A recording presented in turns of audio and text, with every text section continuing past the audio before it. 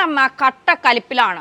റോഡിൽ നടത്തിയ ഷോയൊക്കെ പൊളിഞ്ഞ് പാളിസായിരിക്കുകയാണ്. അതായത് റോഡിൽ മേയറമ്മ കരുതി KSRTC ബസ് സീബ്ര ലൈനിൽ തടഞ്ഞു നിർത്തി ഭർത്താവ് ബസ്സിനുള്ളിൽ കയറി യാത്രക്കാരെയൊക്കെ പറഞ്ഞുവിട്ട വലിയ ഷോ കാണിക്കുമ്പോൾ അത് വീഡിയോ ആയി പുറത്തു വരുമ്പോൾ എല്ലാവരും KSRTC ഡ്രൈവറെ തള്ളിപ്പറയും.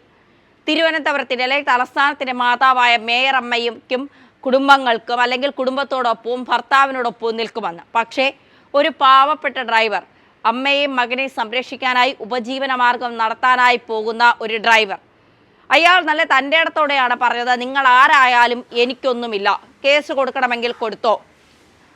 അങ്ങനെ തൻ്റെ ഇടത്തോടെയും നിലപാടുകളോടെയും അയാൾ ഉറച്ചു നിന്നപ്പോൾ മേയറിനും MLAക്കും കിളി പോയി എന്നുള്ളതാണ് യാഥാർത്ഥ്യം. എന്തായാലും ഗണേഷ് കുമാർ യദുവിനെ തിരിച്ച് ജോലിയിലെടുക്കാനുള്ള നടപടിക്രമങ്ങൾ ആരംഭിച്ചു എന്നുള്ള വിവരങ്ങളാണ് പുറത്തു വരുന്നത്. നേരത്തെ യദുവിനെ കുറച്ച് ദിവസത്തേക്ക് ജോലിയിൽ നിന്ന് മാറ്റി നിർത്തിയിരുന്നു. ബസ്സിനുള്ളിലെ മെമ്മറി കാർഡ് പരിശോധിച്ചതിന് ശേഷം ആരുടെ ഭാഗത്താണ് തെറ്റ് എന്ന് വിശദമായി റിപ്പോർട്ട് കിട്ടിയതിന് ശേഷം സമയമെടുത്ത് റിപ്പോർട്ട് നൽകാനാണ് ഗതാഗത മന്ത്രി ഗണേഷ് കുമാർ പറഞ്ഞിരുന്നത്. പക്ഷേ അതിനു മുന്നേ മെമ്മറി കാർഡ് ബസ്സിൽ നിന്ന് കടത്തിയിരുന്നു.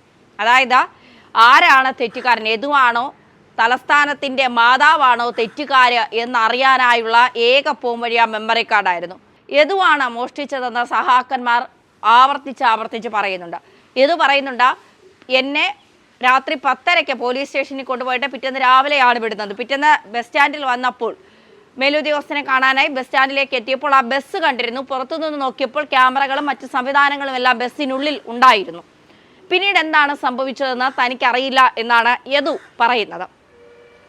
പക്ഷേ ആ മെമ്മറി കാർഡിലെ ദൃശ്യങ്ങൾ പുറത്തു വന്നാൽ പെടാൻ പോകുന്നത് സച്ചിൻ ദേവ് MLAയും.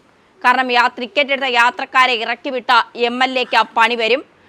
മാത്രമല്ല മേയറമ്മ എന്തൊക്കെയാണോ കള്ളങ്ങൾ വിളിച്ചു പറഞ്ഞത്, അതായത് യദു മദ്യലഹരിയിലായിരുന്നു, പുകയില ഉൽപ്പന്നങ്ങൾ ഉപയോഗിച്ചിരുന്നു, ലൈംഗിക ചേഷ്ടകൾ കാണിച്ചു, ഇതൊക്കെ ഇല്ലാക്കഥകളാണെന്ന് കേരളത്തിലെ ജനങ്ങൾക്ക് മുഴുവൻ അറിയാം. അതായത് അവരുടെ ഗുണ്ടായുസവും തിണ്ണമെടുക്കുമാണ് ഈ സാധാരണക്കാരനോട് കാണിച്ചു കൊണ്ടിരിക്കുന്നത്. അപ്പോൾ ആ മെമ്മറി കാർഡിലെ CCTV ദൃശ്യങ്ങൾ പുറത്തു വന്നപ്പോൾ തന്നെ മേയർ പൊളിഞ്ഞു പാളിസായി എന്നുള്ളതാണ്. മാത്രമല്ല ഇനി മെമ്മറി കാർഡിലെ ദൃശ്യങ്ങൾ കൂടി പുറത്തു വന്നാൽ അത് തൻ്റെ ഇമേജിനെ ബാധിക്കും. താൻ പറഞ്ഞ കള്ളങ്ങളൊക്കെ പൊളിയും, പെരുങ്കള്ളിയായി താൻ മാറും എന്നുള്ളത് നന്നായി അറിയാവുന്നത് കൊണ്ട് തന്നെ KSRTCയിലെ ചില സഹാക്കന്മാരൊക്കെ ചേർന്ന് ഗൂഢാലോചന നടത്തി. പ്രത്യേകിച്ച് കണ്ടക്ടർ A റഹീമിൻ്റെ അടുത്ത സുഹൃത്തും കൂടിയാണ്. അപ്പോൾ പിന്നെ മാറ്റാൻ കാര്യങ്ങൾ എളുപ്പമായി എന്നുള്ളതാണ്. അപ്പോൾ മെമ്മറി കാർഡ് കൊണ്ടുപോയവനെ തൂക്കാൻ തന്നെയാണ് ഗണേഷ് കുമാർ തീരുമാനിച്ചിരിക്കുന്നത്.